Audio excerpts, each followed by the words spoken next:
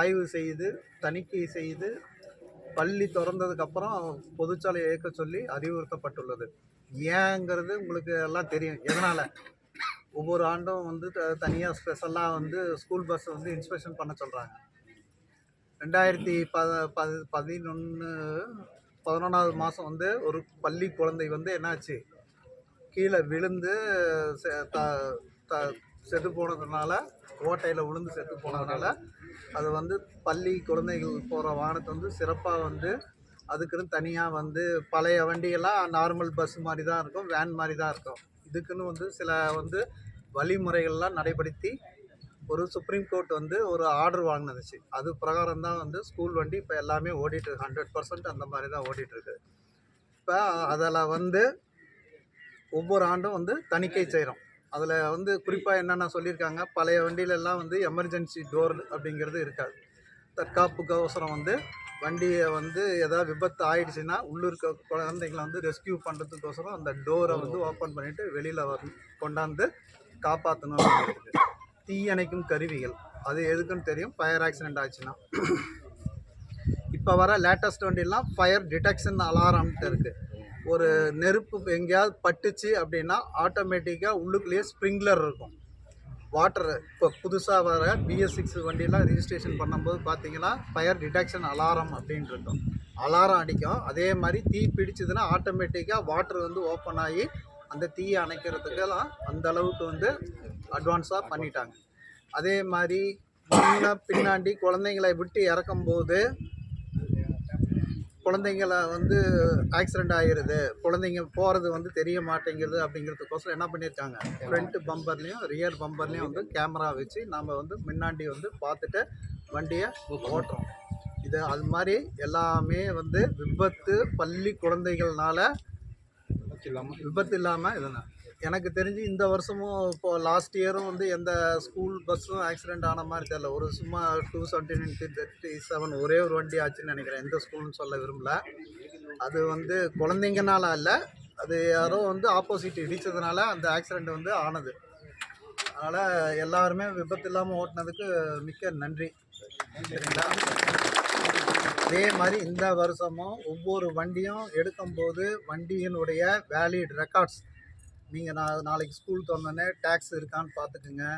அடுத்தது இன்சூரன்ஸ் இருக்கணும், பர்மிட் லைவில் இருக்கணும், அதுக்கப்புறம் FC கரண்ட்டில் இருக்கணும். இந்த நாளும் அதுக்கப்புறம் முக்கியமானது உங்கள் ஓட்டுநர் உரிமம் வந்து கரண்ட்டில் இருக்கான்னு எல்லாம் செக் பண்ணிவிட்டு வண்டி எடுங்க. இதில் எது ஒன்று இல்லாதனாலும் சஃபர் ஆகிறது வந்து ஸ்கூல். அதனால் அடிப்பட்டவங்களுக்கு வந்து எந்த இழப்பீடும் வந்து கிடைக்காது. அதனால் இதெல்லாம் இருக்குதான்னு செக் பண்ணிட்டு பாங்க. ஏதாவது ஒரு ஆக்சிடெண்ட் ஆகி விழுந்து செத்துட்டாங்க அப்படின்னா உங்கள் ஓட்டுநர் உரிமம் தான் என்ன ஆகும், ரத்து ஆகும். 3 மாதமோ 6 மாதமோ. சரியா? கன்சிக்யூட்டிவ் அஃபென்ஸ் ஒரு தரம் பண்ணிவிட்டு திருப்பி 2வது ஆகிட்டாருன்னா என்ன ஆகும், உங்கள் லைசன்ஸ் வந்து ரத்து பண்ணுறதுக்கு, நிரந்தரமாக ரத்து பண்ணுறதுக்கு வாய்ப்புகள் உண்டு. சரியா? கோர்ட்டு சொன்னாங்கன்னா ரத்து பண்ணிடுவாங்க. அதுக்கப்புறம் லைசன்ஸே எடுக்க முடியாது.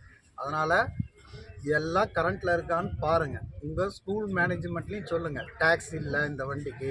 இப்போ எல்லாத்துக்கும் வந்து கையடக்கத்தில் வந்துருச்சு பரிவாகன். இப்போ பிறந்த குழந்தை கூட இந்த வண்டி ஜாதகம் என்னன்னு கேட்டால் என்ன சொல்லிடுவாங்க, இந்த வண்டிக்கு இந்த இருக்குது அது இருக்குதுன்னு குழந்தையே சொல்லுது. அந்த மாதிரி நீங்களும் வந்து தெரிஞ்சுக்கிங்க. பரிவாகன்கிறத ஆப்பை டவுன்லோட் பண்ணி வச்சுக்கிட்டு நீங்கள் பார்த்துட்டு இந்த வண்டிக்கு எல்லாமே ஆக்டிவாக லைவானுங்கிறதெல்லாம் அதுலேயே இருக்கும்.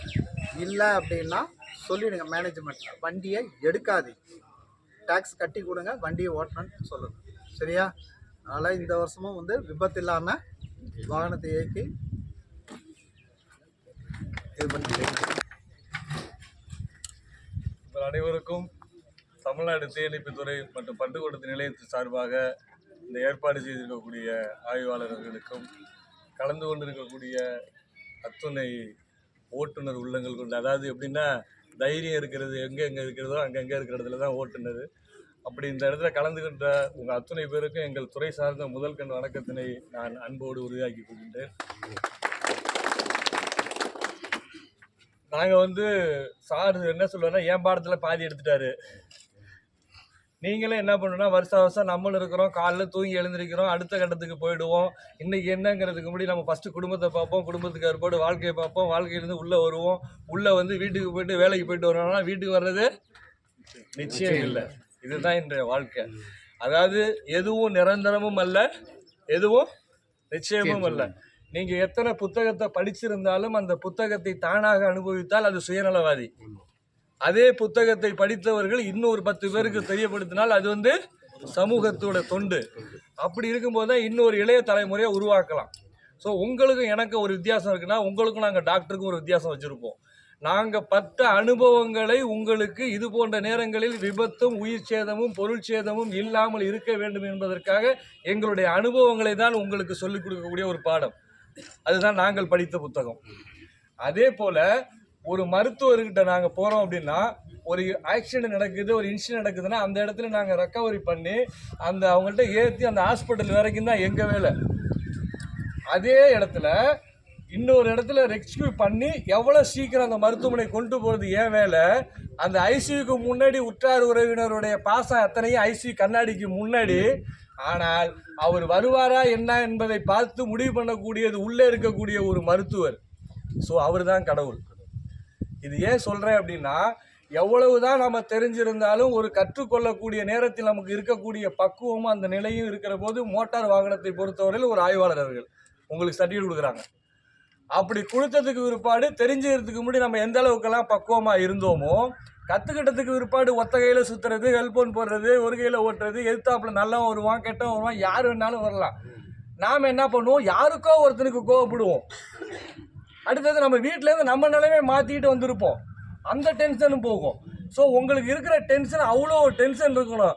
ஆனால் வருங்கால சமுதாயத்தை உருவாக்கக்கூடிய இளைய தலைமுறைகளை கொண்டு வந்திருக்கக்கூடிய ஆண் பிள்ளை பெண் பிள்ளை அனைவருமே இருப்பாங்க, பயணி இருப்பாங்க. அவங்க எல்லாத்தையும் மறந்து சுய சிந்தனையோட ஓட்டக்கூடிய ஒரே ஒரு ஓட்டுநர் என்றால் அது ஓட்டுநர் சமூகம் மட்டும்தான் என்பதை இந்த நேரத்தில் நான் பெருமையாக தெரிவிக்கிறேன். ஏனென்றால் ஒரு ஓட்டுநர் கண் சிவந்தால் போதும், ஆக்சிடென்ட் தான். அந்த ஓட்டுநருக்கு வந்து 1000 விஷயத்தான் சொன்ன இல்லையா, நல்லவங்க கெட்டவங்க யார் வேணாலும் இருக்கலாம். நம்ம சிந்தனை சிதற விட்டோம்னா விபத்தும் ஆபத்தும் தானாக வந்துடும். 2 செகண்ட் தான்.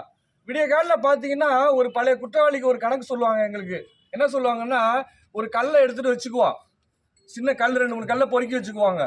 எல்லாரும் வந்து உட்காந்துருப்பான், ஒரு ஊரை கணக்கு பண்ணுவான், அன்றைக்கி திருடணும் அப்படின்ட்டு. பழைய கால திருடு மெத்தடை தான். போயிட்டு என்ன பண்ணுவான், அப்படியே உட்காந்துருவான். ஒரு ஊரில் போய் பார்ப்பான். பார்த்ததுக்கு பிறகு அந்த கல்லை 4-5 கல்லை எடுத்துட்டு 4-5 பேர் உட்காந்துக்குவான். அந்த கல் எப்போ கீழே விழுகுதோ ஊரே தூங்கிடுச்சுன்னு அவன் முடிவு பண்ணிடுவான். புரியுதுங்களா? தன்னை இது. அப்போ நீங்க அந்த ஓட்டுற டைம் என்னன்னு கண்டுபிடிச்சான். அந்த ஓட்டுற டைமை கண்டுபிடிக்கிற போது 3 to 4 2ல இருந்து 3 to 4 ஆக்சிடென்ட் ஸ்பாட் நடக்கிற லாங் ட்ராக்ல வர்றவங்க எல்லாம் இப்படிதான் வரும். 2 செகண்ட் கண்ணு. அப்போதான் நம்ம சுதாரிக்கணும். இன்னொரு 10 நிமிஷம் லேட்டா போனாலும் பரவாயில்ல, நமக்கு கொடுத்த ஓனரும் நல்லா இருக்கணும், நம்ம குடும்பமும் நல்லா இருக்கணும், நம்ம நம்பி வந்தவங்களும் நல்லா இருக்கணும் அப்படின்ட்டு 1 மணி நேரம் தூங்கிட்டு போகலாம். இன்னைக்கு இந்த வாகனத்தை எல்லாத்துக்கும் உங்களுக்கு நிறைய விஷயம் சொல்லியிருப்பாங்க. நான் சொல்ல போகிற ஒரே விஷயம் ஃபயரில் இருக்கிற விஷயம் என்னங்கிறது மட்டும்தான் சொல்ல போகிறேன். இதுக்கு சொன்னது முன்னறிப்பாடாக சொன்ன விஷயம். நான் என்ன சொன்னேன்னா, எல்லாத்திலையும் கவனம் சிதற விட்டால் எல்லாமே சிதறிவிடும். சிதறாமல் ஓட்டுவது என்பது ஒரே ஒருத்தருக்கு மட்டும்தான் சொல்கிறாங்க. அந்த கண்ட்ரோல் ஃபுல்லாக யார்கிட்ட தான் இருக்கும், நம்மள்கிட்ட தான் இருக்கும். நாம் யாருக்கோ கோவப்பட்டோம்னா நம்ம முன்னாடி பார்க்குற முதுவை மட்டும்தான் பார்ப்போம், நம்ம முதுவை பார்க்க மாட்டோம். நமக்கு பின்னாடி இருக்கிறது மட்டும் உங்கள்கிட்ட தான் யாருக்கு இருக்கா, உங்கள் பின்னாடி அத்தனை உயிர் இருக்காங்க, அத்தனை குடும்பம் இருக்காங்க, அத்தனை நல்லவங்க இருக்காங்க, வருங்காலத்தை உருவாக்கக்கூடிய சமுதாயமும் இருக்குது இல்லையா? அதனால் இப்போ என் பாடத்துக்கு வந்துடுறேன். ஒரு ஃபயர் ஆகுது, இன்சிடென்ட் ஆகுதுன்னா ஒரு வண்டியை காலைல எடுத்துகிட்டு போய் சாமி கும்பிட்டு விட்றவங்க இருப்பாங்க, ஆன்மீகம் இருக்குது இல்லாமல் இருப்பாங்க. என்னென்ன பார்க்கணுங்கிறது உங்களுக்கு தெரியும்.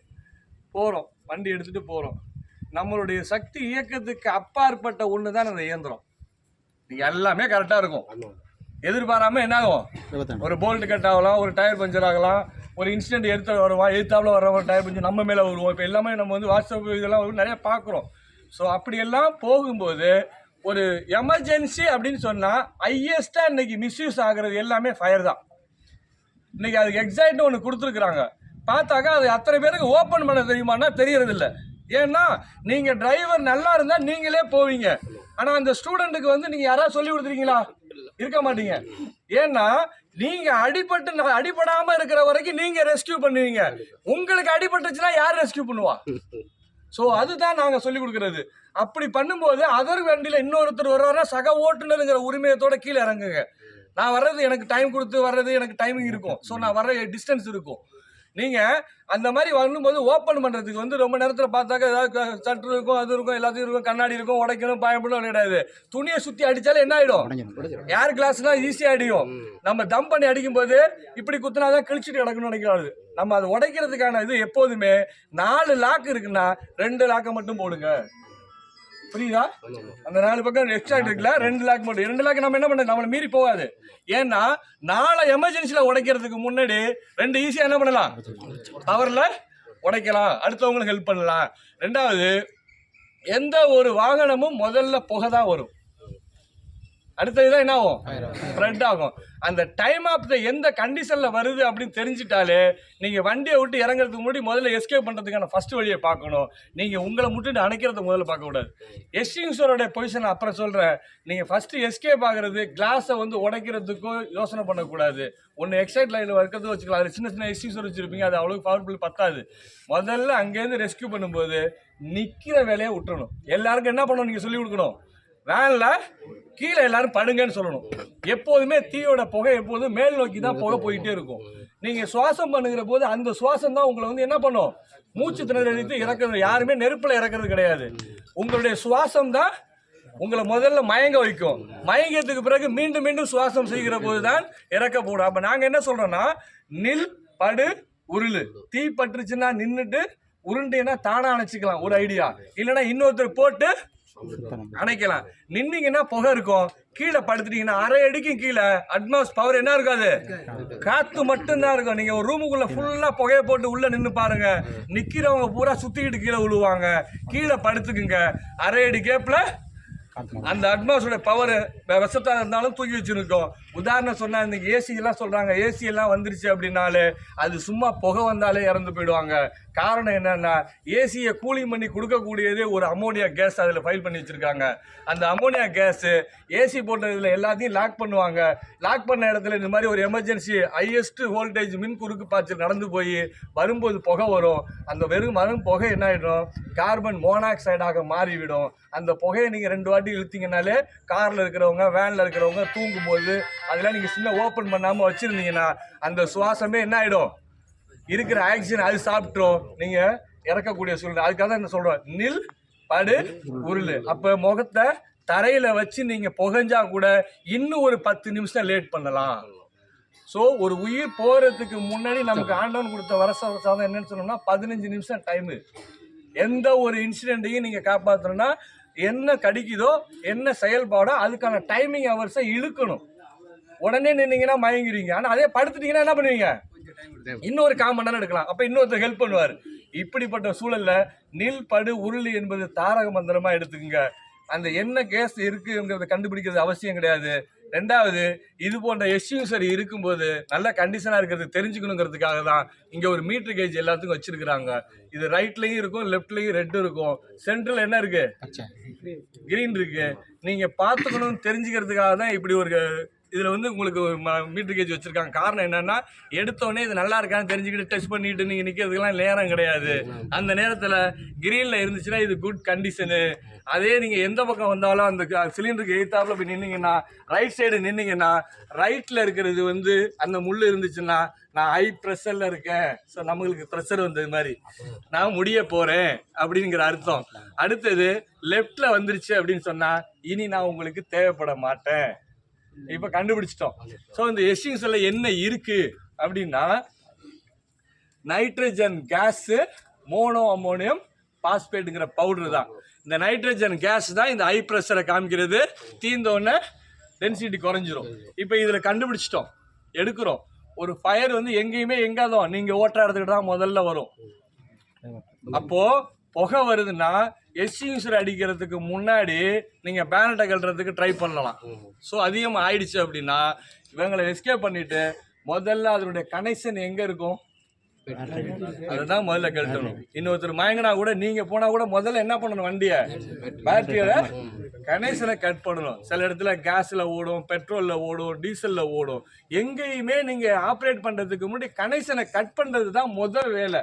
அப்போ ஒயர் கூட உங்களுக்கு தெரியும் எந்தெந்த ஒயரை கனெக்ஷன் எங்க கட் பண்ணணுங்கிறது. ஒரு கட்டை வச்சு அதை கட் பண்ணா கூட என்ன ஆயிடும், விபத்து எக்ஷன் ஆகாது. அடுத்தது இதை எல்லாத்தையும் பார்த்துட்டோம், நல்லா இருக்கு கண்டிஷனு, சேஃப்டி கிளிப்பு தான் இதெல்லாம் சொல்லி கொடுத்துருப்பாங்க. எடுத்துட்டு நீங்க அடிக்கிறதுக்கு முன்னாடி இதை லெஸ்ஸாக தட்டலாம், ஏன்னா ஏதாவது கொலைகளை கூடு கட்டி இருந்துருக்கும். அப்போ ஹை ப்ரெஷர்ல வரும்போது ப்ரெஷர் பண்ணி வந்துடும். இந்த ப்ரெஷர்ல நீங்க ஹேண்ட் பண்ணிட்டு அவசரப்பட்டு அடிக்கவே கூடாது. இங்கதான் நீங்க நிதானத்தை கடைபிடிக்கணும். உடனே பேனட்டை கழட்டுங்க, நல்லா முடிஞ்சா கழட்டுங்க. இல்லைன்னா கீழே படுத்துக்கிட்டு, நம்ம எப்போதும் போக மேல் நோக்கி தான் வரும், உங்களுடைய கீழே படுத்துக்கிட்டு அதனுடைய அப்ரோச் போய் படணும். சும்மா மூடியை போட்டு மேலே அடிச்சா அது அணையுமா? இப்போ சார் சொன்னதெல்லாம் வந்து ஸ்ப்ரிங்லெஸ் ஐட்டம்லாம் இப்போ சொல்கிறாங்க இல்லைங்களா, அதெல்லாம் எப்படின்னாக்கா ஒரு ஹீட் வந்தோடனே அந்த சமிஷை செய்யும். அதுக்கு பிற்பாடு அதில் தண்ணி ஹோல்டேஜ் அதில் இருக்கணும். ஏன்னா அந்த லைன் பைப் லைன் இருக்கணும். அந்த லைன் இருந்தால் தான் ஸ்ப்ரிங்ல என்ன பண்ணும், ஆட்டோமேட்டிக்காக இத்தனை ஃபேரன் ஹீட் வந்த உடனே அந்த ஹீட் அப்சர்வ் பண்ணும்போது தானாகவே அது என்ன ஆகிடும், ஓப்பன் ஆகிடும். அப்போ அதுதான் பல்பு சிஸ்டம் சொல்லுவோம், ஸ்ப்ரிங்லர் சிஸ்டம் சொல்லுவோம். அது இன்னும் அந்த இடத்துல ஃபயர் பரவாமல் இருக்கிறதுக்காக கூலிங் பண்ணுறது தான் அந்த மெத்தடு. இப்போ இந்த எஸ்யூஸோட பொசிஷன் பார்க்கும்போது எங்கே அடித்தாலும் எடுத்தோடனே அடிக்காதீங்க. நிறைய இடத்துல நீங்கள் வாட்ஸ்அப்பில் பார்ப்பீங்க, ஒன்றும் இல்லாமல் 4 போய் வரிசையாக போய் தூக்கிட்டே போவாங்க. ஆனால் நீங்கள் என்ன பண்ணணும், ஓட்டுனர்னா பொறுமையாக, அவ்வளோ சீக்கிரம் ஒன்றே எல்லாம் பிடிச்சிட போகிறதில்ல, அதுக்கும் டைமிங் கிடைக்கும். எடுத்தோடனே பிளாஸ் ஆக போகிறதில்ல. அதனால் இதை பார்த்து அடிக்கும்போது எங்கே அடித்தா அது சில பேருக்கு ஐடியா தெரியும், அது பேனட்டை தூக்கணும், இல்லைனா அப்படியே பேனட்டை கழட்ட முடியல, போக ஃபுல்லாக வருது, கீழே குதிச்சிடுங்க. கீழே குதிச்சுக்கிட்டு படுத்துக்கிட்டு கீழேருந்து நீங்கள் அடிங்களேன், ஒரு 70% கட் ஆகும். புரியுதா? இது ஏன் இந்த இதை அடிக்கிறோம் அப்படின்னா, ஒரு ஃபயர்னா என்ன, நெருப்பு, நெருப்புன்னா என்ன, தீ, அவ்வளோதான் தெரியும். நெருப்புன்னா ஃபயரு, ஃபயர்னா தீ, அவ்வளோதான். மூல காரணமே எதுவும் இல்லாமல் எல்லாத்துக்கும் தீ தேவை தான். இதில் என்ன காரணம் அப்படின்னா, எரியக்கூடிய பொருள் ஒரு தீப்பெட்டி எடுத்தீங்கன்னா அந்த தீப்பெட்டி எடுத்து கொளுத்துறது தான் உங்கள் மனசில் இருக்கும். அந்த தீப்பெட்டியை பிரித்து வச்சு பாருங்க, தனித்தனியாக வச்சு பாருங்க, எரியாது. இப்போ அது எப்படி தீ உருவாகுதுன்னா, உருவாகிறதுக்கு ஒரு காம்யூனிகேஷன் தேவை, ஒரு வேதிவினை மாற்றம் தேவை. அப்போ எப்படி தீ உருவாகுது அப்படின்னா, தீப்பெட்டியை எடுங்க, தீக்குச்சியை எடுங்க, தீக்குச்சியில் எரியக்கூடிய பொருள் இருக்குது, பெட்டி இங்கே இருக்குது, ஹீட் பண்ணுறதுக்காக பட்டை, நம்ம சுற்றி என்ன இருக்குது, ஆக்சிஜன் இருக்குது. இப்போ தீ உருவாகணும்னா என்னென்ன தேவை, காற்று தேவை, எரிபொருள் தேவை, ஹீட்டு தேவை, வெப்பம் தேவை. இது 3 இருந்தால் தான் தீ எரியும். இப்போ உங்கள் வாகனத்தில் எல்லா இடத்துலையும் நடக்கும்போது நீங்கள் எரியும் போது எது எரியுதுன்னு பார்க்கணும். புரியுதா? அப்போ எரியிற பொருளை குறைக்கணும் அப்படின்னா, எரியிற பொருளை எரியிற இடத்துலயே பாதியை பிரிச்சுட்டோம்னா என்ன ஆகிடும், தீ அந்த இடத்துல அழிஞ்சிடும். அப்போ அது ஸ்டார்வேஷன் மெத்தட்னு சொல்லுவோம். எரியிற பொருளை குறைக்க முடிந்தால் பாதியை பிடிங்க எந்த எடுத்துட்டோம்னாக்கா தீ அதோட நின்றோம். ஒன்று, அது A கிளாஸ் ஃபயர்னு விடுவோம். அடுத்தது எரியிற பொருளை பிரிக்க முடியல அப்படின்னா, அதை பிரிக்க முடியல, சரி ஹீட்டாக இருக்குது அதை குறைப்போம் அப்படின்னா, தண்ணியை கொஞ்சம் கூட சைடில் ஊற்றிட்டீங்க, மண்ணள்ளி போட்டிங்க அப்படின்னாக்கா அந்த இடம் என்ன ஆகிடும், ஹீட்டை குறைச்சி தீ அணைஞ்சிடலாம், சீக்கிரம் அணைக்கலாம். இல்லைன்னா எரியும் பொருளை பிரிக்கவும் முடியலன்னா எண்ணெயும் தண்ணிங்கிறது தான், ஆயில் கலந்து நம்மள்ட்ட வேலை பார்ப்போம். அதை பிரிக்க முடியலன்னா இந்த இடத்துல எதை குறைக்கணும்னா காற்றை தடை செய்யணும். காற்றை தடை செய்யணும்னா பெரிய படத்தை எடுத்து போட்டு மூடணும். அந்த அளவுக்கு நம்மள்ட்ட இருக்காது. ஆனால் கையில் என்னென்ன பொருள் இருக்கிற பொருளை வச்சு அந்த நேரத்தில் செயல்படுவது தான் நம்மளுடைய செயல்பாடு. இந்த 3ல் ஒன்றை எடுத்துட்டோம்னா தீ என்ன ஆகிடும், காற்றை குறைக்க முடியுமான்னு பார்க்கணும், வெப்பத்தை குறைக்க முடியுமான்னு பார்க்கணும், அல்லது எரிபொருளை குறைக்க முடியுமா, இது 3ஐயும் எடுத்துடுறோம். இந்த 3 வகையான ஃபயருக்கும் அணைக்கணுங்கிறதுக்காக தான் இதில் ABCன்னு கொடுத்துருப்பாங்க. ABCன்னு A கிளாஸ் ஃபயராக இருந்தாலும் சரி, B கிளாஸ் ஃபயராக இருந்தாலும் சரி, C கிளாஸ் ஃபயராக இருந்தாலும் சரி, எடுத்தோடனே அணைக்கிறதுக்கு தான் இந்த ஒரு எஸ்சிஸில் கொடுத்துருக்காங்க. அதுதான் இதனுடைய நமக்கு ஒரு அட்வான்டேஜ். உங்கள் வாகனத்தில் இருக்கிறதோ போகிறது இதெல்லாம் 3 வகையான ஃபயர் இருக்கும். இதுக்கு போய் அதை அடிப்போமா, அதுக்கு போய் இதை அடிப்போமா, இதெல்லாம் தாண்டி ஒரு ஐடியா இருக்குது. உங்களால் ஃபஸ்ட்டு அடிக்க முடியலன்னா எல்லா இடத்துலையும் மண் இருக்கும். அந்த மண்ணை வந்து சும்மா எனக்குன்னா அந்த இப்படி போட்டு பண்ணாலும் அரைக்கக்கூடாது. அடிக்கிற வேகம் இருக்குது பார்த்தீங்களா, பளிச்சுன்னு. உங்கள் வண்டியிலலாம் வாட்டர் லாரி பாக்கெட் வச்சுருப்பீங்க, இல்லைன்னா ஏதாவது ஒரு சவலுகள் ஏதோ ஒன்று வச்சுருப்பீங்க வண்டியில் உங்கள்கிட்ட இருக்கும். அதனுடைய மண்ணை அள்ளி எந்த இடத்துல புகையுதோ அங்கே நீங்கள் இந்த மாதிரி எஸ்யூசர் அடிக்கிறது, தண்ணியை ஊற்றுறது, இதுக்காக தேடிக்கிட்டு இன்னும் 2 பேரை கூட்டி அடிக்கிறதுக்குள்ள எக்ஷன் ஆகிட்டே இருக்கும். உங்களுடைய மன பவராக அடிச்சிங்கன்னு வச்சிங்களேன், நீங்கள் அடிக்கக்கூடிய அழுத்தம் தான் ஃபயர் ஃபுட் அவுட் ஆகும். புரியுதா? அதே மாதிரி இந்த எஸ்யூசரை நீங்கள் அடிக்கும் போதும் எரியிற இடத்த நோக்கி அது மேலேயே ப்ரெஸ் பண்ணாதீங்க. அது மேலேயே பண்ணீங்கன்னா நீங்கள் இன்னும் ஊதுகுழலை வச்சு ஊத விட்டது மாதிரி இன்னும் ஸ்ப்ரெட் ஆகும். எரியிற இடத்த விட்டுருங்க. விட்டுட்டு அந்த இடத்த கார்னரை கனெக்ட் பண்ணி அடிங்க. ஒரு இடத்துல புகை வரும்போது அடிச்சிங்கன்னா ஒன்றும் தெரியாது, ஃபயர் ஆகும்போது ஃபயர் மேலே அடிக்காதீங்க. அது எதையோ ஒரு கணக்கை பண்ணி தான் பிரியும், அந்த இடத்துல தான் அடிக்கணும். இதுதான் ஒரு விபத்துக்கும் ஒரு உயிருக்கும் ஒரு பொருளுக்கும் சேவ் பண்ணுறது. சமயோதித புத்திங்கிறதும் தன்னம்பிக்கையும் விடாமுயற்சி உங்கள்கிட்ட இருந்துச்சு அப்படின்னா இங்கே மட்டும் இல்லை, எங்கேயும் நம்ம சாதித்து காமிக்கலாம். உங்களுக்கு எங்களுடைய சின்ன விளக்கம் தான் நான் கொடுத்தேன். நீங்கள் என்ன செய்கிறீங்கன்னா, எந்த நேரத்திலும் உங்கள் சிந்தனையை சிதற விடாமல் உங்கள் பணி எங்கு ஆரம்பிக்கிறதோ அங்கு முடியும் வரை நீங்கள் கவனமாக இருக்க வேண்டும் என்று கேட்டுக்கொண்டு, இந்த அரிய வாய்ப்பு நல்கிய எங்களுடைய மோட்டார் அவர்களுக்கும் இந்த வழங்கிய இதில் யாராவது ஒருத்தர் என்னைக்காவது வெற்றி அடைஞ்சா அந்த வெற்றி எங்களுடைய தீயணைப்பு துறையை சாரும் என்பதை கேட்டுக்கொண்டு வாய்ப்புக்கும் வாய்மொழி கேட்டமைக்கு நன்றி.